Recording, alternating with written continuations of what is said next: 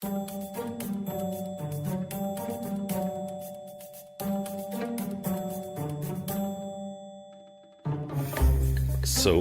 blah, blah, blah, blah. Blah, blah, blah. I can't match that.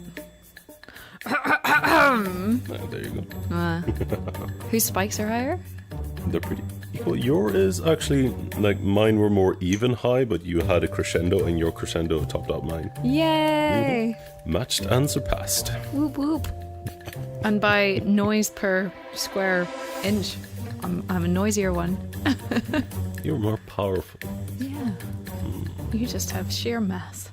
Yes, I have mass and volume. Oh, dear.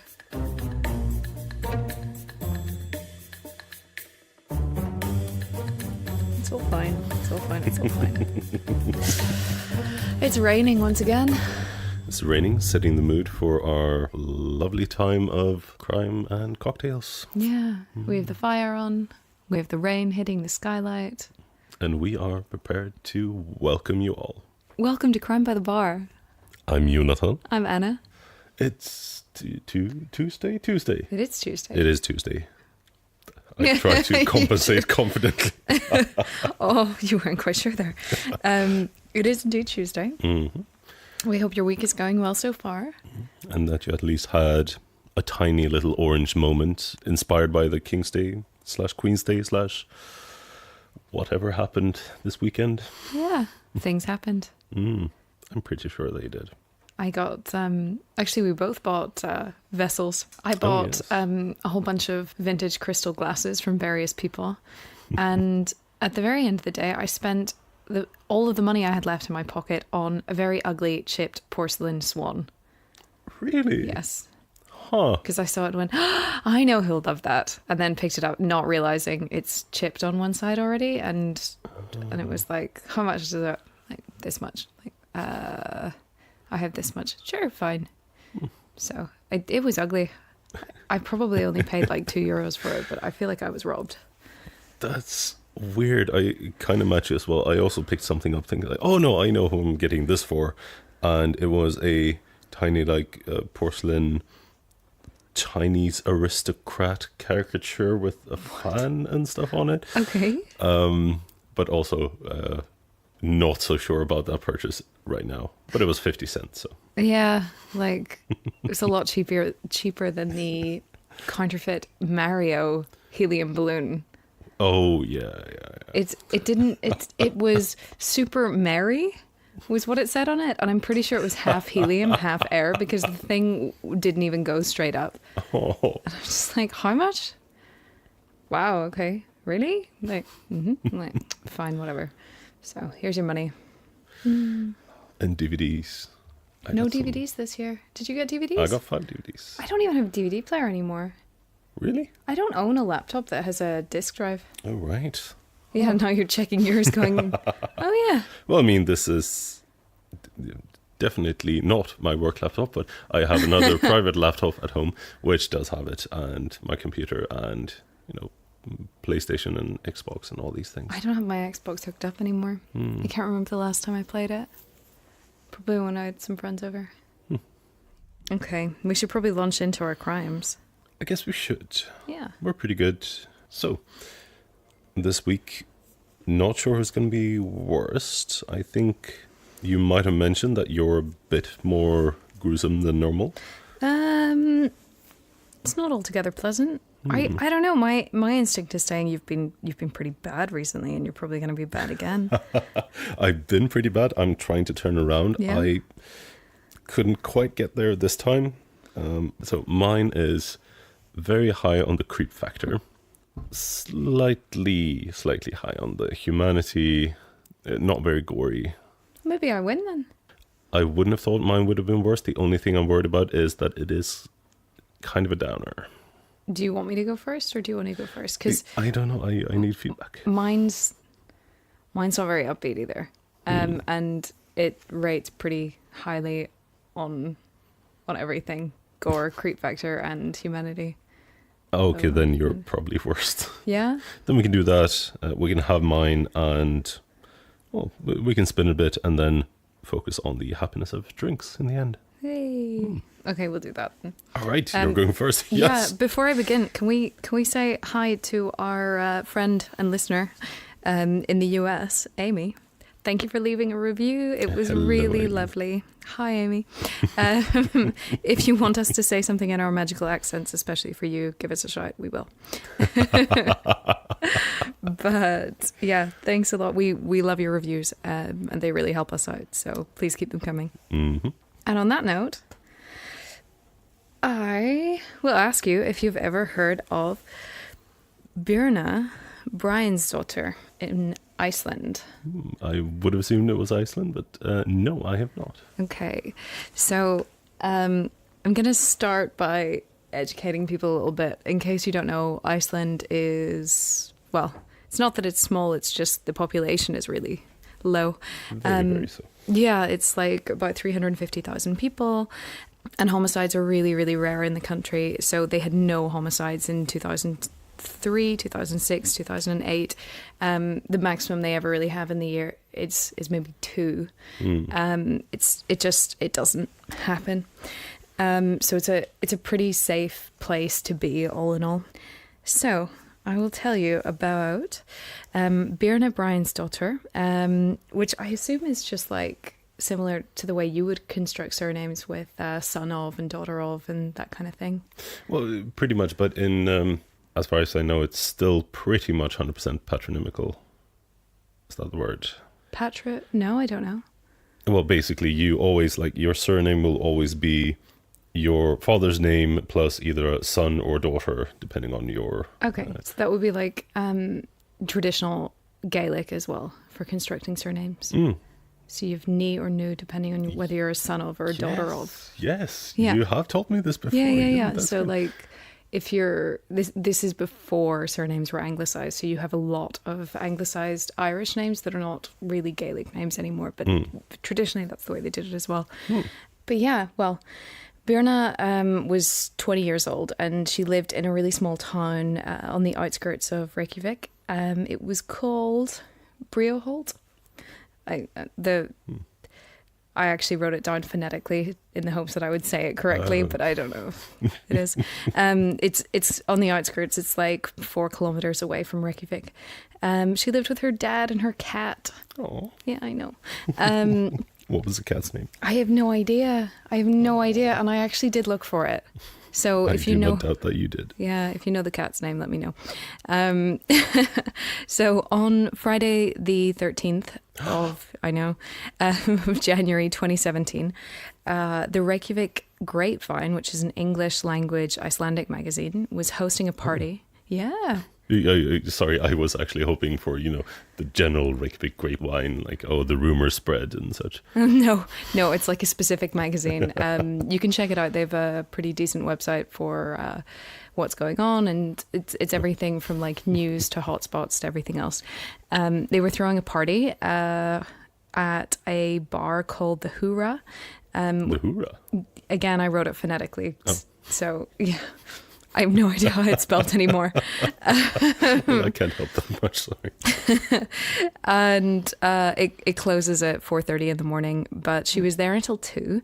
At that point, she left. So she was with all of her friends in the evening, the whole way through until 2 a.m. At that point, she left, but we think she was convinced by someone or a group of people to stay. So she ended up staying after all. And she was there until the bar closed. So... it's Iceland. It's going to be cold. That night it was about -5 degrees Celsius, which is like 23 degrees Fahrenheit, which sounds kind of ridiculous to me because I don't get Fahrenheit at all. It's just Fahrenheit is weird. I don't get it. Reykjavik's pretty small, but there's a lot of CCTV, so you can actually watch CCTV following almost all of her movements from when she leaves the bar. It's pretty cool. That's cool. Yeah. So it means they have a really clear picture of her last steps, and you can quite easily map it out. She essentially left the bar and started walking away around 5 o'clock. And she seemed all right. She's like walking pretty purposefully down the street. She walks a couple 100 meters to actually a place that's still there. It's a kebab shop. She got a falafel pita, and then she does a little tiny double back in herself, taking a route that goes down towards a local park and a taxi rank. But she walks past the taxi rank. She doesn't turn down the street, but she does walk past it. Okay. And heads on towards the bus station. It is amazing, but still a little bit creepy to be able to trace everything so exactly. Yeah, this all happens over about a half-hour period, maybe a little bit more. And so it's around 5:30 at this point. Buses don't start until 7 a.m. It's possible she didn't have the money to get a taxi home, but it's also possible she just didn't want to, because taxis have a really bad reputation in Iceland. Oh. Yeah, just kind of the typical bad stories you'd hear anywhere about them starting the meter before they arrive to pick you up, or just doubling the fare charge. Also, same thing as like Ubers in London with sexual assaults and doing nothing to stop it. Like there's some really bad stories. Yeah, my mind went to the sexual assaults, so I thought I was going to be pleasantly surprised when you mentioned the meter fiddling. But No, it's like a whole host of things just scaling up. Yeah. But as she's going further on the journey, she's getting more and more disorientated. She's stumbling at a certain point, like she really can't even hold her head up. She's still kind of walking with purpose, but she's not able to walk straight any longer. And she's kind of, it's not quite stumbling, but it's in that sort of ballpark. And she even walks right into a guy who's chatting to a friend. And she just keeps going as if nothing happened. What's kind of interesting is the two guys she walks into, if you go back a little bit in the CCTV, you notice they're actually walking towards her, but when they spot her, they stop and turn to each other and wait for her to pass. And one of them actually steps backwards half a step, so then she does walk into him. Wait, so steps backwards into her path. Yeah. It's a bit weird. And then, one of them's looking, the other one's talking, and then the other one, the one who's looking is being talked at and then looks away quite suddenly. And there's this Kia car behind them as well that's still got the engine running. It's all a little bit weird. That sounds creepy. And she just keeps stumbling on. It looks like she might have said something to them, but not looking at them, just shouting something at them or something. But yeah, she keeps going. And the last time she's picked up on CCTV is at a place called the Lebowski, as in Big Lebowski. Hey. The Lebowski bar.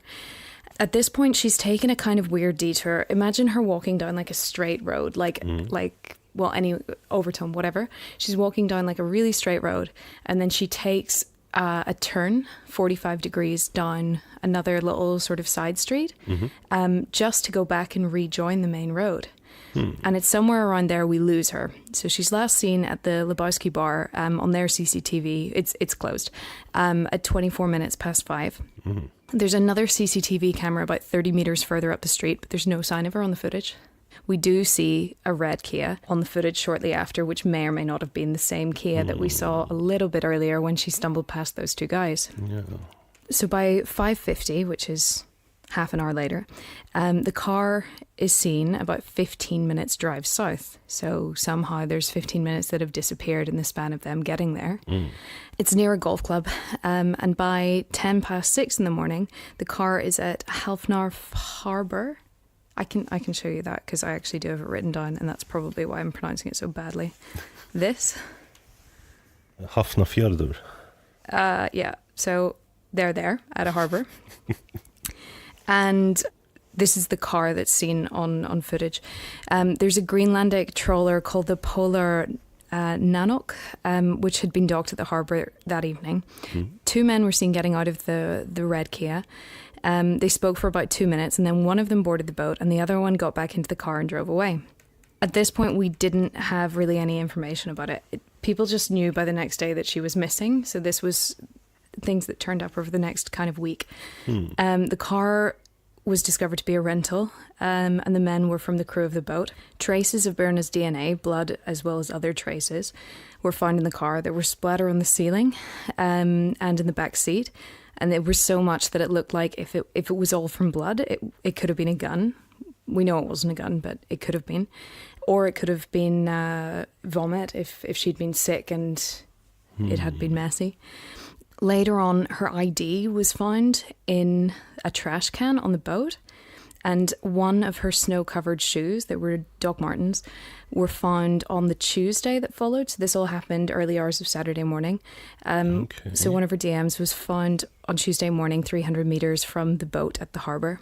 Also, she did have her phone with her, but the phone stopped producing a signal 2 minutes after the car was seen on CCTV by the golf club. And where it was pinging made sense that the phone, at the very least, was in the car. Okay. And based on what happened to the phone signal, it would make sense that it was manually switched off. So, the car was traced on Wednesday morning, so that's the 18th of January now. It was traced to a guy called Thomas Muller Olsen. He was 25 and he was a crewman. He was the one who was seen on the CCTV returning to the car when the other guy, who was then identified as a guy called Nikolai Olsen, same surname but not related. Nikolai was 27. Nikolai was the one who reboarded the ship, and Thomas was the one who got back in the car. The car, they knew, had travelled 150 kilometres between 7 a.m. and 11:30 a.m. And if they were just going between the two towns of Reykjavik and the harbour, it would have only gone 30 kilometres. So they didn't really know how that worked. Whenever the car was traced to these two crewmen, the trawler was intercepted and forced to return to Iceland. And when this happened, they found 20 kilograms of hash, which were connected to Thomas, so the 25-year-old, the car driver guy. Okay. So Thomas already had a criminal record for dealing drugs in Greenland, and apparently he'd picked up Nikolai from the English pub earlier on the night of the disappearance. So Nikolai at the English pub had participated in this game where you spin a kind of... is it Wheel of Fortune where you do that thing and you spin it and it goes tick, tick, tick, tick, tick? Yeah, like it's kind of like that, except you have the chance to, if you're buying something at the bar, you can spin it and you have the chance to win more beer or whatever than you've paid for. Apparently Nikolai wasn't much of a drinker, but he ended up winning 8 pints of beer. So he drank 7 of them. He gave one probably to Thomas, but we're not too sure. They also did shots. Nikolai ended up passing out at 3:30 in the morning. Thomas is sort of going in and out of this bar and down to the Hurrah bar down the street that has the party being hosted at it, and popping into various other places as well. But yeah, Nikolai is like completely written off. He was actually only at the English bar because his friend was a barmaid there, and they seemed to... I've seen some of the messages between the two, and it seemed like he was into her and maybe she wasn't into him or something. Like, it wasn't over the top. It was just like she wasn't really giving off signals like she was interested, and he was kind of like messaging her and stuff. He wasn't pushing. He was just like keen to chat to her, and she's like not really fussed. So yeah, he's kicked out of the bar, and it seems like he's trying to call her and he's not getting through. Like, he calls her a lot. We think that Thomas was in the Hurrah bar, and we think he probably already spotted Birna at this point, and may have been chatting to her and may have been one of the ones involved in convincing her to stay. But it's not at all confirmed. So at this point, they know they have blood and DNA in the car. We've found her ID on the boat in the bin, found one of her shoes. Like, there's a whole bunch of things that don't add up. There were also her Thomas's fingerprints on her ID. ID card, yeah. But it's now 8 days later, on Sunday, the 22nd of January, when a Coast Guard helicopter caught sight of Birna's body. And it's at this really sort of isolated place. It's not a town. There's a lighthouse near it. It's about 35 kilometres southwest of Reykjavik, which is like 22 miles. Birna's naked body was washed up on the beach, and it was near just like a cove. It's a stony beach. There's nothing really there. And a few hours later, she was identified, and it was Iceland's first ever female police chief who was informed of who it was. So her name is Sigur Björk daughter. Yeah, does that Sure. sound about right? Sure. At this point, they're trying to build up a timeline of what had happened, and it's thought that Birna was thrown off a bridge by the water by Vogsos estuary. I don't know. Okay, then. It was thought she was thrown off a bridge about 6 kilometers away from where she was found, so a couple miles away, and it would make sense that it would take maybe a week before the body would have been washed off, because it's really chucked off a bridge on a river. She was chucked off a bridge on a river potentially, and then the river brought her down to the coast into a cove, and that's where she ended up washing up on the beach. Okay. Birna suffered pretty severe injuries. Her head and her face were very badly beaten, and she would have lost significant amounts of blood. She also had severe bruises to her throat, suggesting she'd been strangled with significant force, but the actual cause of death was drowning. So she was still alive when they threw her off the bridge, and she drowned. Water was found in her lungs. Because of all the evidence, Thomas was picked up, and initially he told police that he did recognise her. He didn't know who Birna was, but he recognised her from a photo, and that he and Nikolai had picked up this woman, Birna, and some other woman from the road. So there'd been 2 of them picked up, but he said that they'd both been dropped off at a roundabout and pointed out where it was and everything else. And later on, he completely changed his story and said he had no idea and never seen her before, and they didn't pick anyone up. And Well, sounds very non-suspicious and honest and wonderful. Yes. Yeah, the whole second woman thing, they were never able to find anyone else who said they'd been picked up by him, or like the whole thing is very strange. He also, when they mentioned the places as well that they picked up and dropped them off, was that anywhere on the CCTV covered route? No. So they didn't admit to picking her up anywhere near where she would have been according to the CCTV. So even that timeline didn't make that much sense. So it's not even like you can say, oh yeah, that definitely happened. It didn't even add up there. And the roundabout they're talking about, it again didn't make much sense. The other thing is she could have actually just been walking home. It was like a 45-minute walk home. And okay, it was really cold, but she was also dressed quite warmly. Yeah, and I mean, -5 isn't that bad. You would say that. I'd be freezing. I mean, if you have proper, well, she's wearing winter clothes. jeans. She's wearing jeans, not like. But yeah, I mean, she's wearing a proper coat, and when she's Doc Martens, that's like pretty sensible footwear. But yeah, she could have even been walking home because she didn't make it as far as the bus stop. But yeah, the other thing he was saying. Thomas was 1 minute saying that he'd spoken to her and that she said this, this, and this. And they said, oh, well, you speak Icelandic? He said, no. Like, well, how do you know that's what she said? And he couldn't explain that. And then he just denied that he even saw her. Not even just say that, no, she spoke English. Or... No. Like, the whole thing was completely bizarre.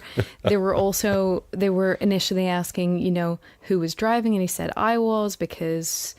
Nikolai was super drunk, and he doesn't, he's like, basically he said Nikolai is a sex pest, and he was in there trying to like find women, and he's really into partying, and that's not what I do at all.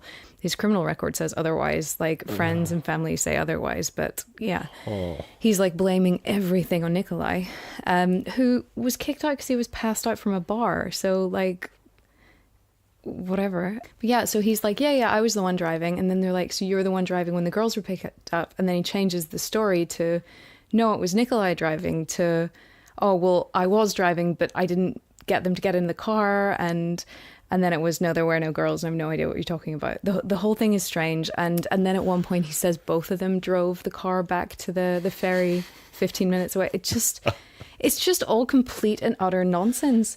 I just have this lovely idea of 2 ridiculously drunk people trying to, like, one sitting in the other's lap and like, no, you take the pedal, I'll take the steering wheel. Oh, it was really bad. But yeah, he also said he was the one who got back in the boat, and Nikolai was the one who got back in the car, and Nikolai was the one who drove off with the car. CCTV shows that just wasn't true. Yeah. The whole thing. What would be the point of lying about that as well? Well, it's been thought that she may have still been alive in the car at that point, because if she she was either fine, unconscious and attacked, or dead. Because it was death by drowning. We're okay. Probably not dead. Don't think she was attacked then, because the attack was so vicious it probably would have taken more time than that. And they only really lost 15 minutes at this point, so it doesn't make a lot of sense. Struggle makes sense, but full-blown attack probably doesn't. True. I guess if he says he wasn't in the car around the time everything went down, he was only around for the abduction, then maybe he thinks he'll get off. Throughout the trial, he pretty much just blamed Nikolai for everything. He stopped talking about a lot of things, but one of the things he kept doing was implying or saying, Nikolai this, Nikolai that, or implying that Nikolai was responsible. Nikolai only was able to admit that he was so drunk. He remembered seeing an unconscious girl in the back of the car whenever he left the vehicle at the ship's mooring, but he couldn't remember anything else. And in some ways that could make sense. However, remember I said he was kicked out of the bar at about 3:30? At 3:55, he started calling the friend of his who worked in the bar, and he called her at 3:55, 3:56, and then there was a gap of like 45 minutes. The next time he called was 5:16, then 5:18, then 5:19, then 6:03. So it was another 45-minute gap. I tried calling 6:03, 6:04, and then 6:45 in the morning. And then there's a couple of hours, like 3 hours gap. He calls her at 5 to 12 in the afternoon. And it's thought that he was panicking about what was going on because he probably wasn't driving. There's also reports that he didn't even know how to drive a car. Yeah. Especially not in that state as well, I can imagine. Yeah. And the friend didn't pick up her phone once, but yeah, maybe it makes sense that he was trying to call her and call her and call her and call her because he's freaking out. But he was never able to give an explanation for why he called her that many times. The only other moments that were caught on security camera that haven't otherwise been mentioned were at around 10 a.m. Thomas, the one who keeps blaming everything on Nikolai, was caught on security cameras cleaning the back of the car. He said to police, this was one thing I think he also said in the trial, that he had to drop a package off, but he couldn't tell them what the package was, and it was suspected to relate to drug dealing.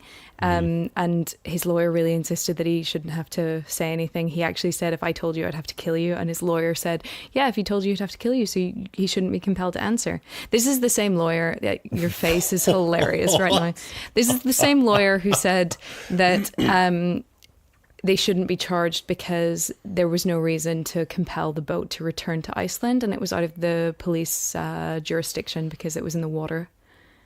Like, the boat was in the water, they were leaving the country, they had no right to... Yeah, I get it. I'm just making a face at the statement. Yeah. That didn't fly. But yeah, he said he had to deliver a package. He wasn't going to say anything about it. And then after that, he had to clean a stain in the back of the car. It wasn't blood. I swear it's not blood. But it smelled bad. And they're like, "What was it?" I'm like, "I don't know. It just smelled bad. I was just cleaning it." It could well have been vomit. But yeah, so he was caught on camera, 10 a.m. cleaning that. So the trial. Now, considering all this happened January 2017, you'd think this is still going on. But they seem pretty damn efficient over there. By the 29th of September, there was a verdict. So Thomas was sentenced to 19 years in prison. Now, that is for both the murder of Birna, as well as the attempted smuggling of 20 kilos of the hash. So to me, that's a pretty disappointing guilty verdict, because 19 years is really not long enough. I mean, she was 20. Come on. Yeah, just for the murder. Like, to be honest, the smuggling doesn't feel. I don't care. As really pressing in this context now. Yeah. Drug smuggling is actually punishable by up to 12 years in Iceland. And for manslaughter, it would be 16, and manslaughter is what they ended up going for with him. So yeah, it could have been a lot higher. I mean, it could have been 28 years that he got if they gave him maximum sentences on both. Yeah. But Yeah, sorry. They can do life imprisonment for it. It's just it rarely surpasses 16 years for manslaughter. Oh, okay. But there was also a national, outpouring of love towards to Birna and to her family, and there was a shrine set up in the last place she was seen on CCTV, and it was a really big deal, especially in a place where murders so rarely happen. And the thing that I kept reading over and over again was women in the country were all saying the same thing, like, it could have been me. If it happened to her, it could have been me, because maybe over here or in certain places you might get a bit of judgment for walking home alone at 5 a.m, but here in Reykjavik, everyone knows one another. It's a really safe place. It's not uncommon. It's normal. It's something that anyone would do without fear. So it is kind of terrifying that, especially seeing the CCTV, and it does look like she is being followed in some of it by the car or the guys that are watching her, which we don't know if it's them or not, but it seems like it is. What you described was pretty creepy picture, yeah. I can show you the CCTV. It's crazy. Oh, please do. Yeah, but Thomas's family also had to pay legal fees and a settlement to Birna's parents, but you're talking about $300,000 US. So it's 29 million Icelandic krona. But it's I just find it so sad that he only got 19 years. True. Some other interesting things that weren't confirmed were, it's suspected that she was drugged whenever she was at the bar, and that's why it could have just been that moment when the air hits you and the alcohol kicks in, but that's not what a lot of witnesses suspect happened, and it's not what her friends suspect happened, because you can see the way she behaves when she leaves is fairly normal, and she's able to go into the takeaway place and order food and start eating. Yeah. And it takes about half an hour for hypnol to kick in. And that was about the time window you're talking about between leaving and being really in a bad state. And if you see it, she cannot hold her head up. She's going from walking in a straight line to really stumbling around, and she seems disorientated. It's really scary. And also to just disappear between two cameras 30 meters apart is whoa. There was one other thing which I found from this guy on YouTube, had a really interesting series of videos about this. He suggests maybe it's connected to another case from July 2016 in Denmark. There's this girl, Emily Meng. She was 17 years old. She disappeared in the early hours of the 10th of July, and she wasn't found until Christmas Eve that year, so 5-6 months later. She was found in a lake, and the case is still unsolved, but I'll spare you the details. But essentially this guy has found enough of a connection that suggests Thomas may have been in the same area at the same time. And the way that the condition Emily Meng was found in would kind of match what happened with Birna as well. So... Was it just found, or was it also I hate the word, but dumped in the same way? Yeah, as well? she was essentially, her body was dumped in a lake. It was also suspected sexual assault. It was also potentially she was drugged and picked up, and the same boat was nearby enough, and she was found. She was picked up off the only highway between where the boat would have been and where she was. The whole thing is really quite scary, but the case is unsolved. And of course it's totally a different country again. I mean, this guy is from Greenland. She was from Denmark, and the case I'm talking about originally was Iceland. So it's quite difficult to connect anyway. True. But yeah, that was a pretty scary one. But if you're talking about him being 25... after our chat last time, serial killers do tend to start earlier. So True.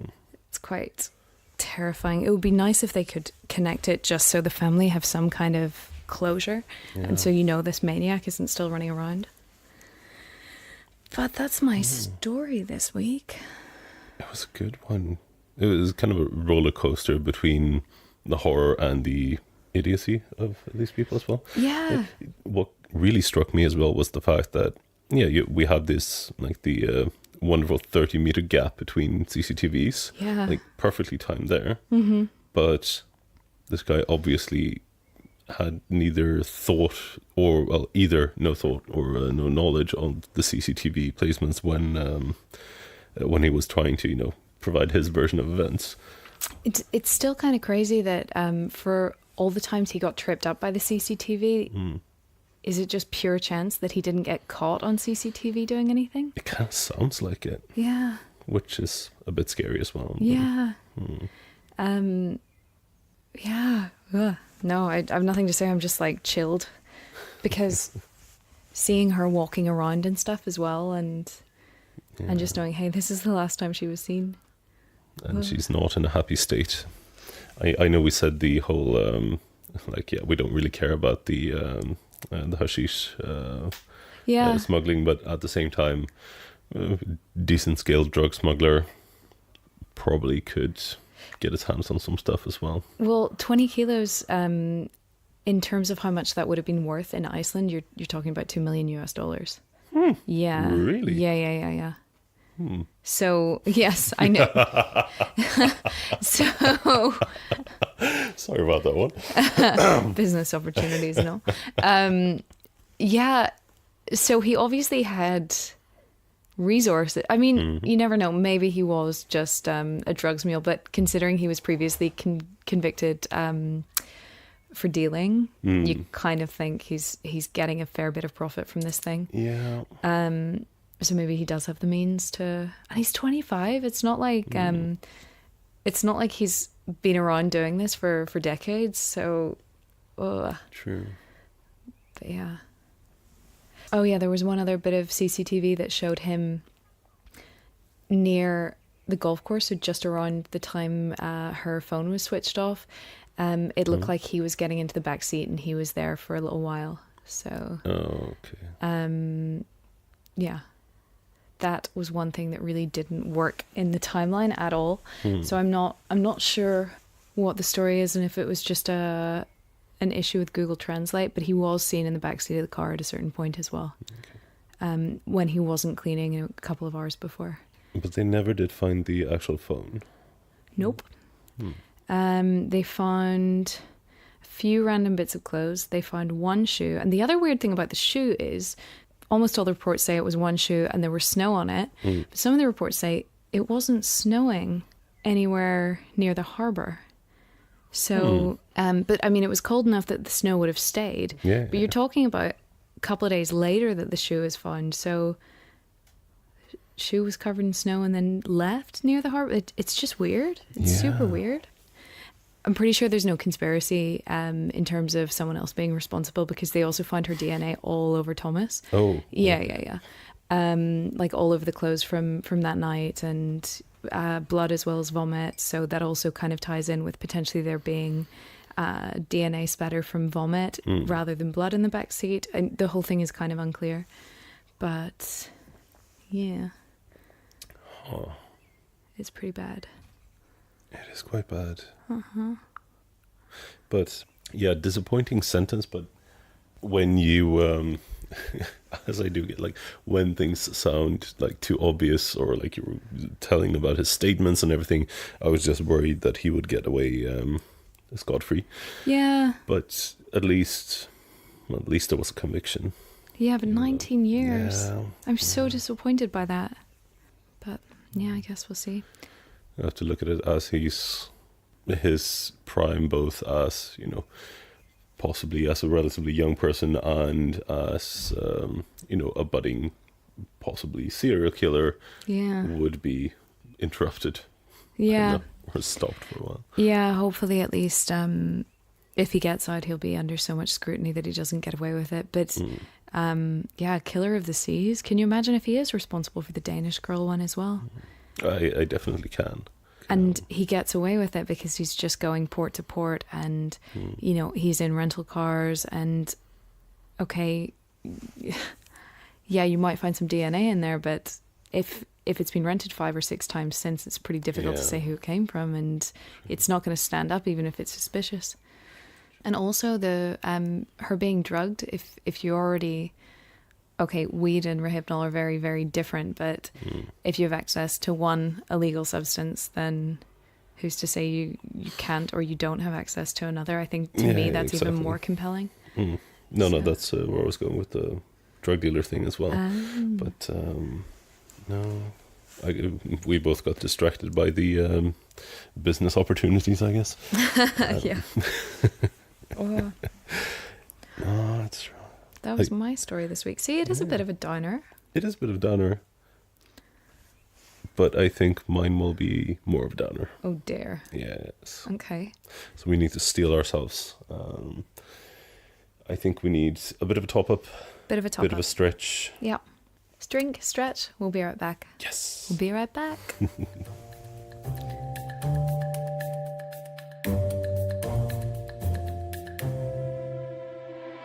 Okay. Okay, we're back. We are back. Whoop whoop. Whoop indeed, whoop indeed. Finding a place for my notes. And I hope that you can't read them from there because I kind of need to have them angled in your direction. No, I can't. I'm thoroughly cocooned away from everything. Perfect. It is kind of a wonderful benefit of the little noise absorbing shields we have. You get a little It's cozy as fuck. shelter, yeah. Yeah. Our little mic and pillow fort. Yeah. Long term, we need a proper pillow fort set up. True. I mean, for recording purposes, not just for coziness. Well, that just gives us a reason to have 2 separate pillow forts. You know what we should do? We should see if we can use the pussy boat in the evenings or something, make a pillow fort there and just be surrounded by cats on the water and record. Cats just digging in. And yeah, on the water as well. Can you imagine? That'd be We perfect. should look into this.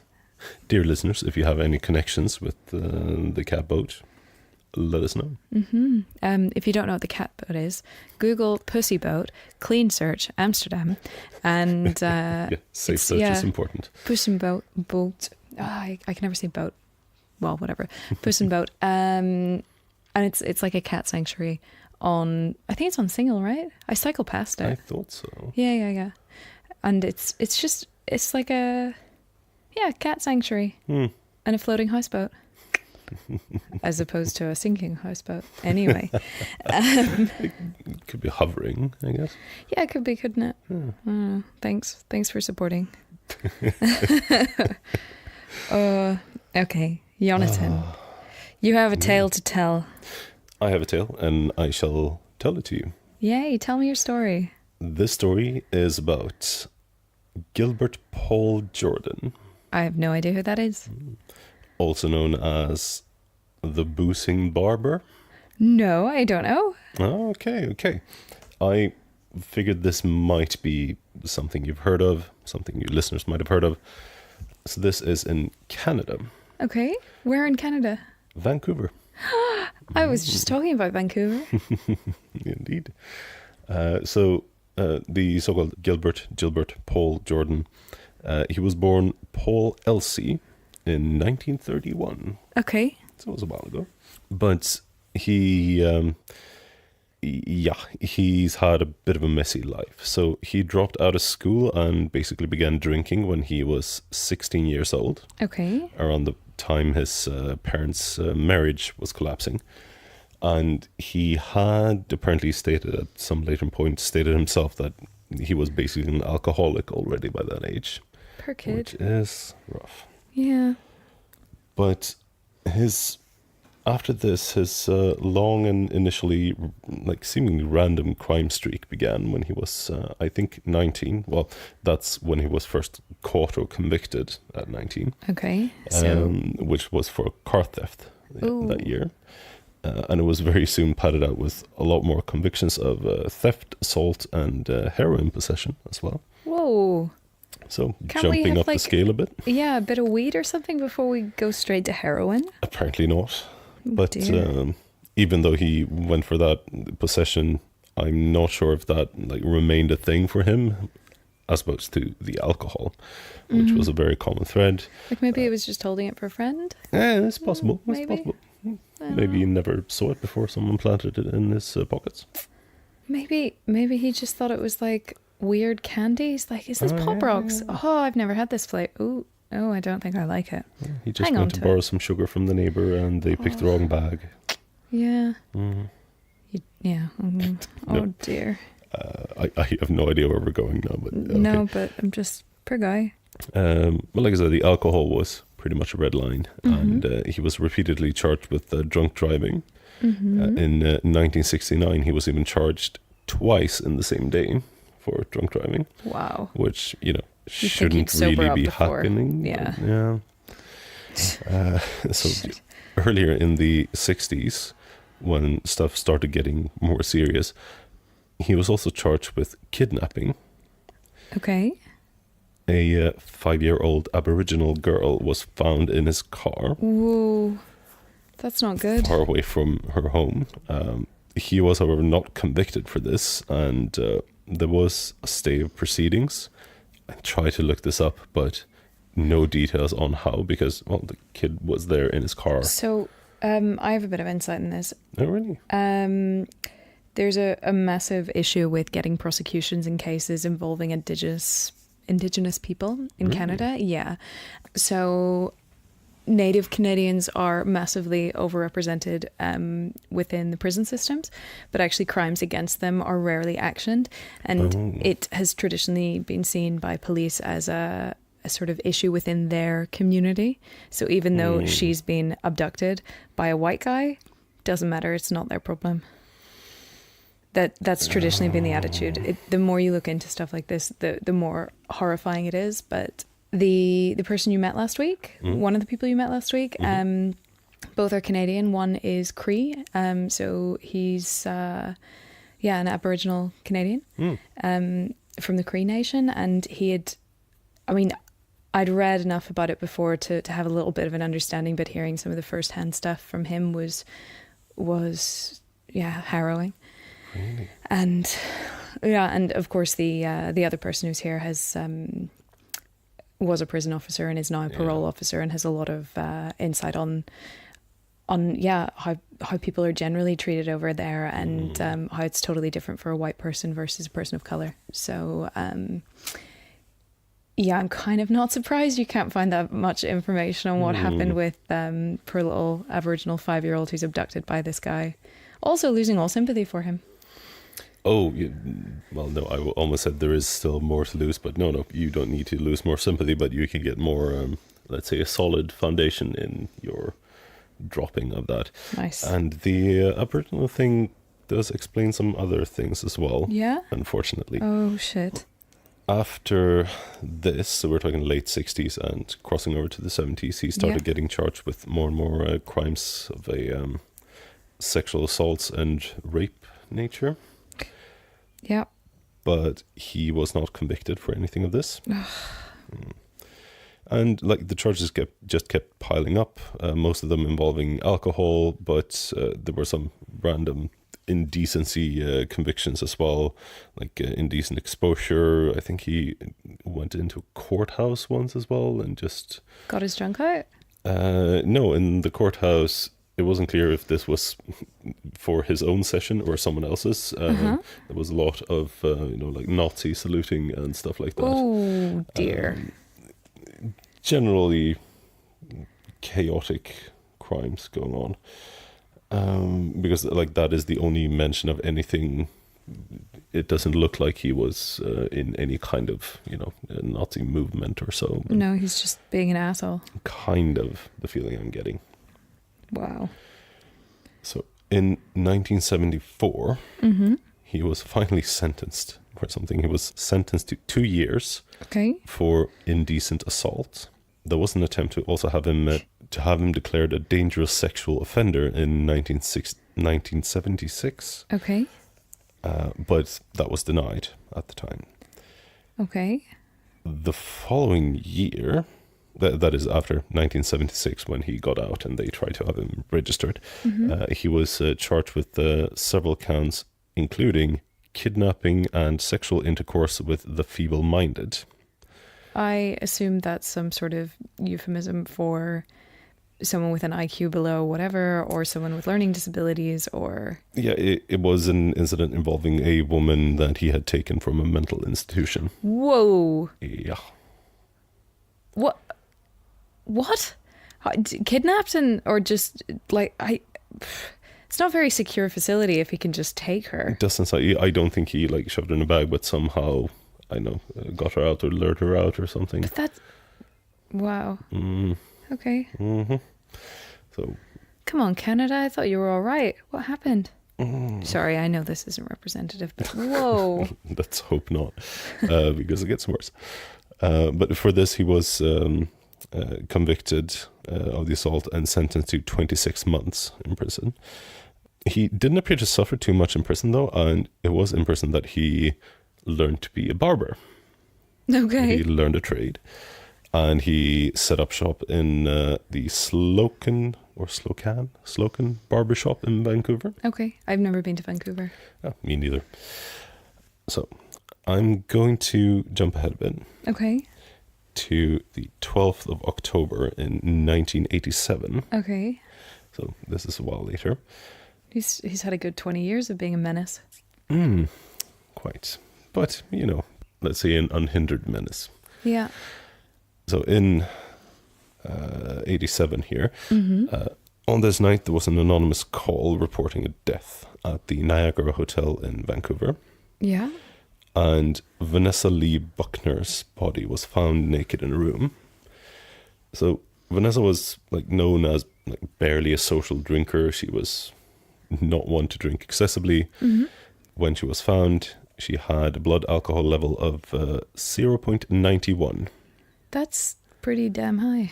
Yeah. So for reference, that's over 11 times the legal driving limit in Canada, and it is double as much over the level of where it can be fatal. So between 0.4 and 0.5 there's a risk of it being fatal. This is pretty much guaranteed. Okay. Wow. So this raised a lot of flags with the police. It's like, hey, she probably didn't do this to herself. No, it didn't quite look like it. And so they traced the call, which went to Jordan's room at the Marble Arch Hotel. Okay. So during the next month, the police put Jordan under surveillance, and in a single week, they observed him trying to coax 4 Aboriginal women into a state of dangerous intoxication. Whoa. So he just thinks they're easy targets?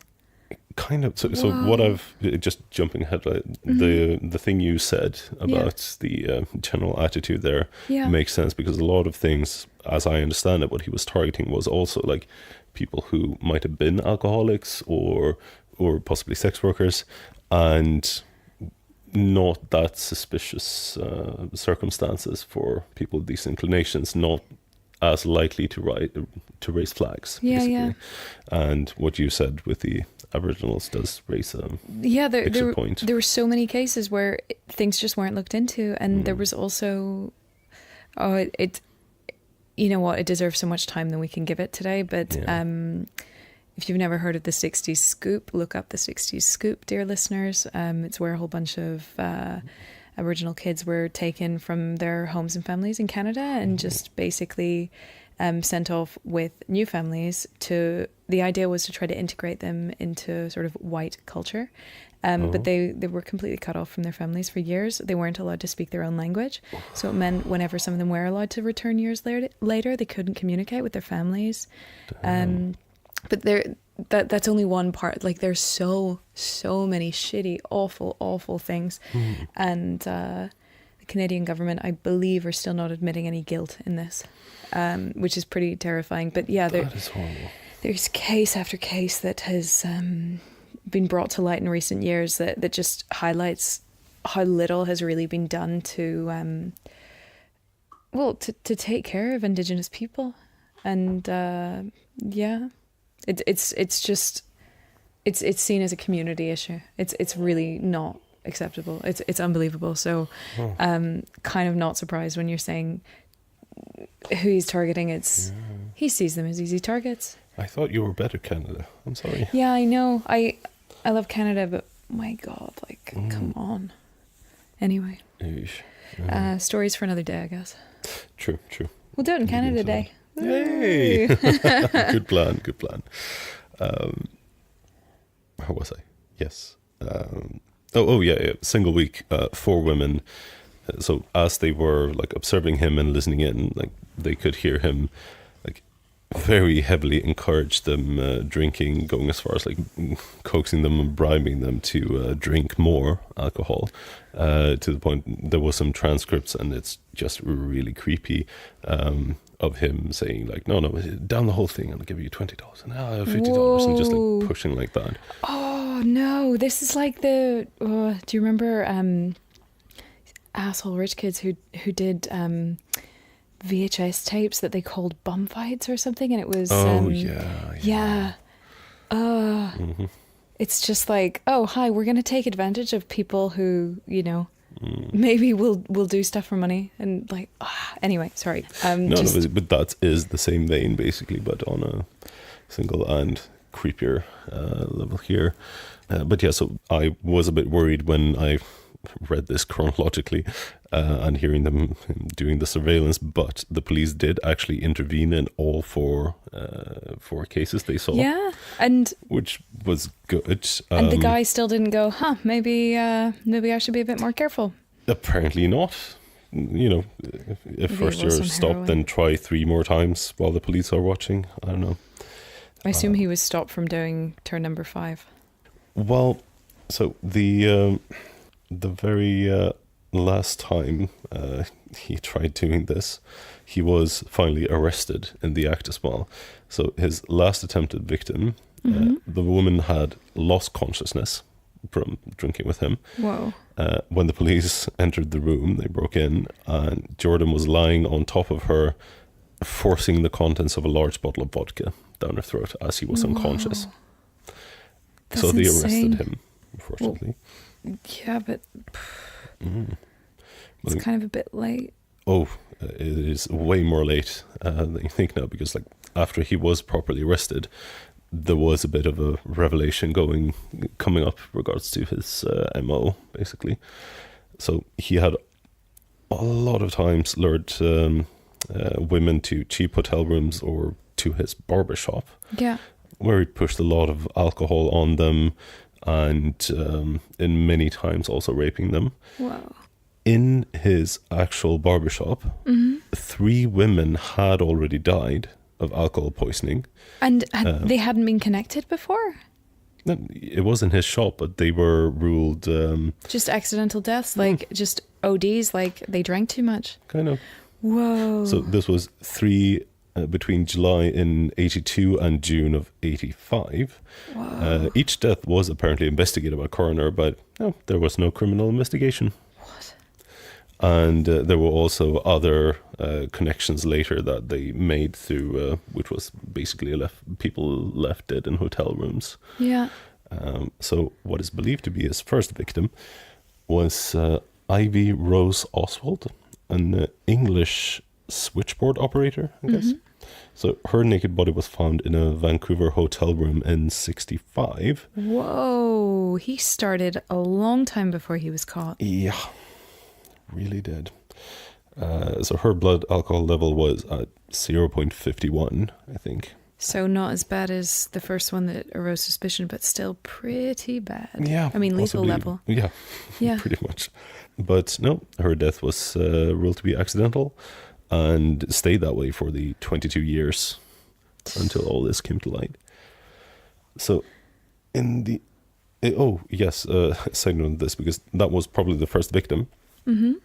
And looking back on this, you can see that a few days after her death was when Paul, you remember how I said his birth name was Elsie? Yeah. A few days after she died was when he applied to have his surname legally changed to Jordan. Wow. But in the end, it looks like Jordan murdered at least between 8 or 10 women. It's difficult with confirmations, but something like that. And there were no further convictions on that end. Another note, a lot of deaths and crimes against Indigenous people are not reported to the police there as well. So if you're saying 8 to 10, if he's targeting Aboriginal people, then it's probably a lot higher. It's Very just, probable. if the police aren't doing anything to help, why would you bother waste time reporting to them in the first place? So how many... Whoa, that's terrifying. How many do we just not know about? I don't know. I would hope that since he's either had them in his barber shop or in others' hotels, I would hope that They're even all if that fine. is the mentality, Yeah. that most people would rather report it than, oh, well, I guess I'll need to get rid of this body because the police won't care. Yeah. So I'm hoping that most of them have been reported, but then it's also being able to connect them to him. Yeah. Yeah.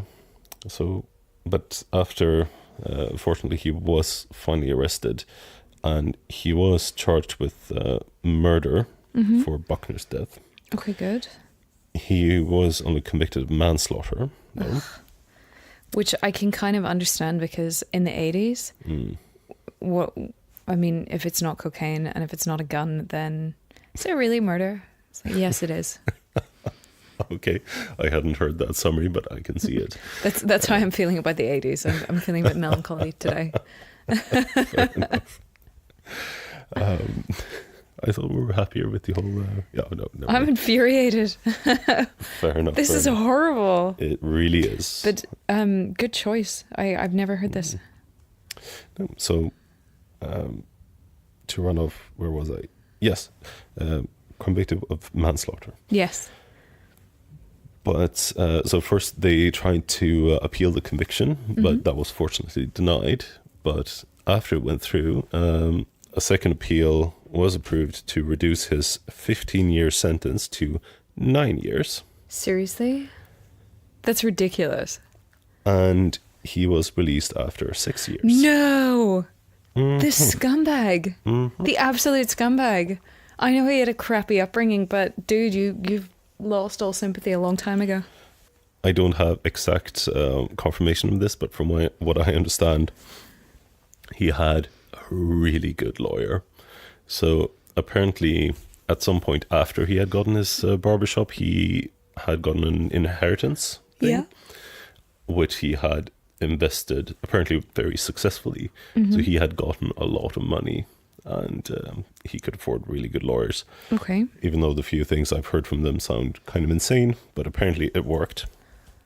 So 6 years served, he was released on probation, Yeah. not to leave Vancouver Island. However, so the 6 years, this would have been then 95-ish, Yeah. I suppose. So in June 2000, he had yet again been charged with sexual assault, negligence causing bodily harm, and administering a noxious substance, alcohol. So people don't learn. no.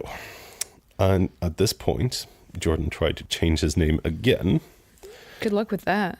which almost could have gone through because back then they weren't doing like a criminal records check or fingerprinting when you legally change your name. Okay. But fortunately, this was really? yeah. What? Just sorry, delayed reaction there.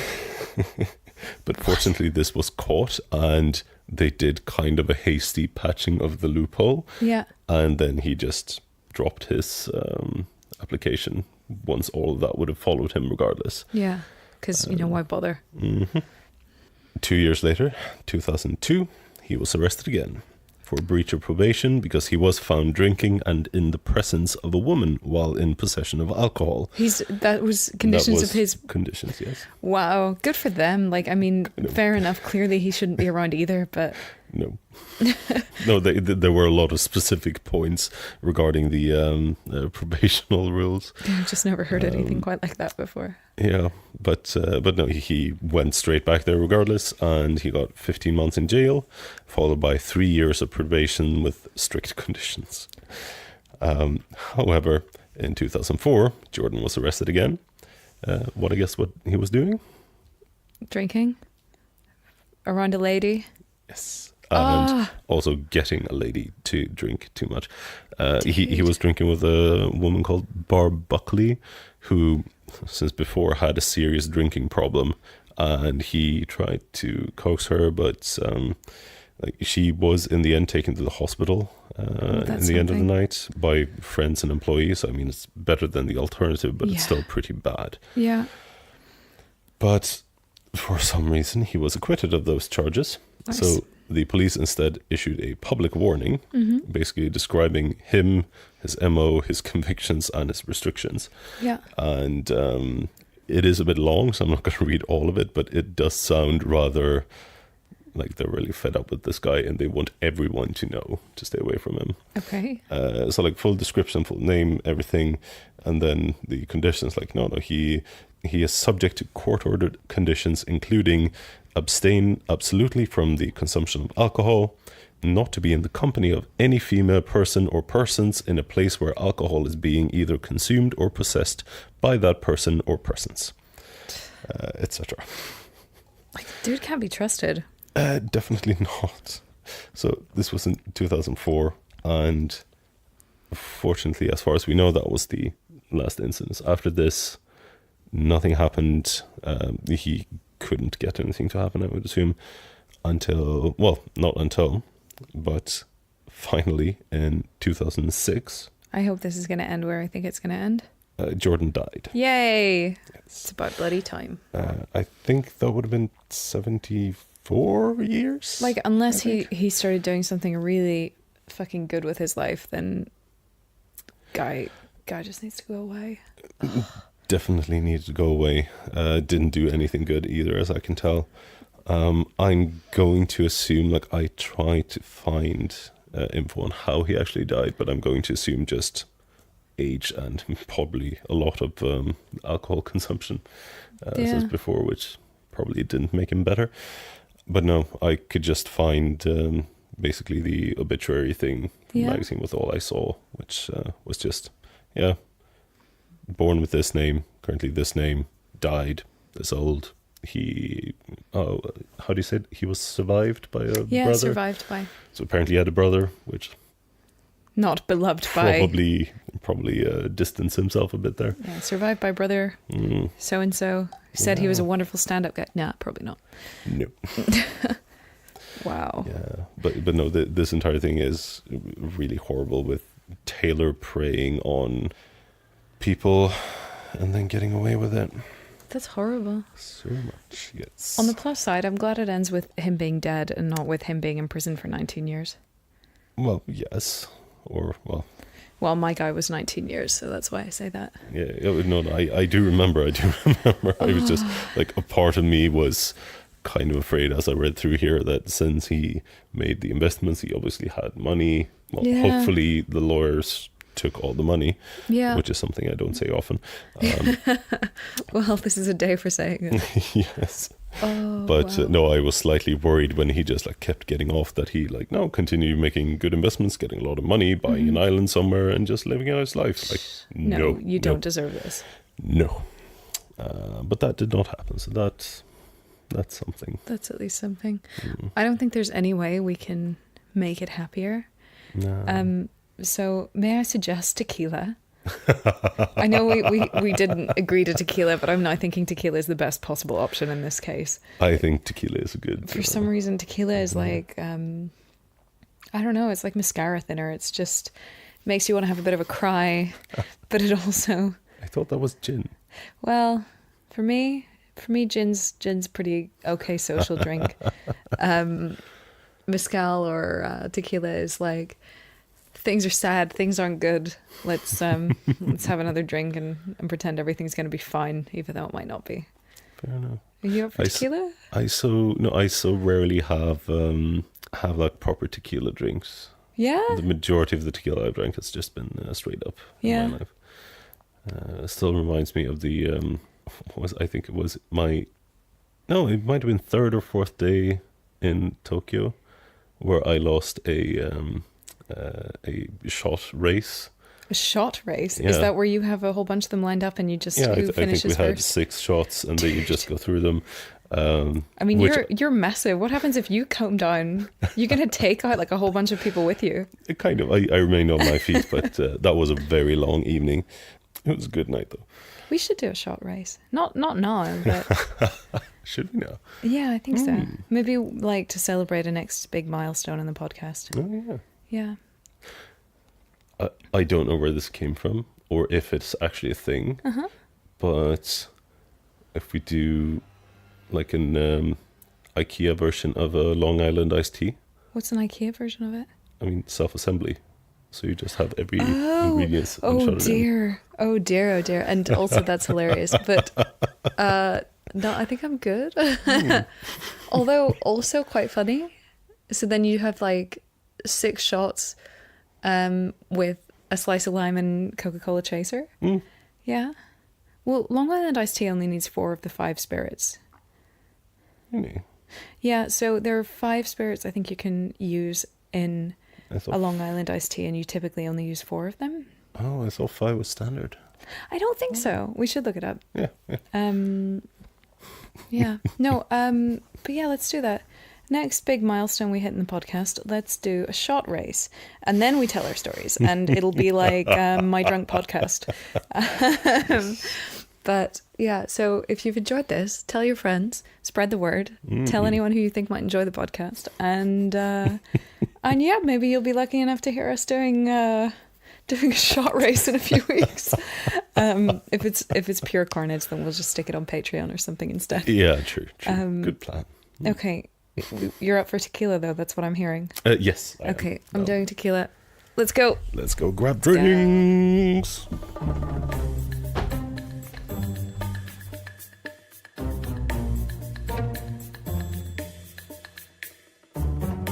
Can't remember now. Me neither. No, I'll have to look it up. Well, anyway, this is our Pink Cliffs. Mm-hmm.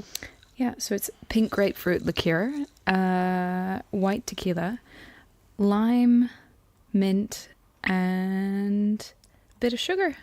And a whole lot of ice. Yeah. It's all muddled over ice. I really hope the pictures come out great, because this, it's not glamorous or extravagant, but it looks so cozy and delicious. It is very simple, but it's yeah. Well, cheers. Let's have some. Cheers. Cheers. That's tequila. Oh dear. In a bad way, that's tequila? Not in a bad way. Like, I was kind of looking forward to trying it, but as in trying something with tequila, because it feels like ages. But the tequila hit me first, and then there was a weird sloping down through the grapefruit and into the more limey and clean and fresh citrusy with a bit of sweetness in the end. Yeah, it's I'm still trying to take a picture. I like it. Mm-hmm. And it's just a little hint of pink. It's a good pink. The mint, I think it's just mint and lime and ice makes it really fresh. And although I'm not going to force it into any kind of coastal thing, but it's, yeah. Are you sure you're not going to? Well, I want to, because you know me, pretentious at anything. Don't do it. I would have this again. I would have this many times on a summer day. In fact, I will continue to do it. I really love tequila, though. You're looking at me like, are you okay? No, that was just a nod, like, okay, this is completely fine. I had a friend who tried to teach me how to drink tequila, like enjoy it, like whiskey, like sip it, and I could never really get the knack for it, but I do really, really like it. So. I love how you say get the knack for, a matter of taste. I don't know. It's like muscle memory. Your wrist wants to flick it. You want to just. Where's my salt? Where's the citron? No, we actually did it with salt and lime, and there was Really? Yeah, he described the theory behind it. It's to bring out different flavors in it. No, that I get, but still, I have difficulties seeing that in a sipping session. Well, it's like having it's like doing wine pairings, right? Yeah, true. It's the same thing. But yeah. Okay, I might just be prejudiced towards tequila in general. Now I have that salsa tequila song in my head, and it's like the Spanish song that all it is like a bunch of random Spanish words against like a summer dancey tune. Yeah. I remember now. I didn't know it existed, and once I found out it existed, I was both horrified and so entertained. and I don't want to, but I kind of love it. That's Salsa allowed. tequila. In the same way it's allowed to like tequila. Well, you've been listening to Crime by the Bar. You have. It's Two crimes and a drink. Yeah, 2 crimes and a drink. That's what we do on Tuesdays. Mm-hmm. On Fridays, we know the weekend's going to be carnage anyway, so we feel no need to encourage you further. Apart from our constant sipping and slurping of, the get us through the horror drinks. Yeah. Yeah, that's true. Oh, okay. Well, on this note, I think we should go. Yeah, this was, it was a tasty drink. I don't think we definitely don't need me to say anything more about it. Yeah, so thank you for joining us and thank you for listening. Yeah, don't forget to hit us up on Twitter. It's Crime by the Bar. Or you can contact us by email with your stories or let us know what drinks we should have or what we should talk about next time. Just send that to crimebythebar@gmail.com. Yeah, and you can check out our website for all the fun extras, including our cocktail recipes at www.crimebythebar.com. And that's it. That's it. So we'll see you on Friday. Yeah, see you on Friday. Have a good week. Have a good week and bye. Bye.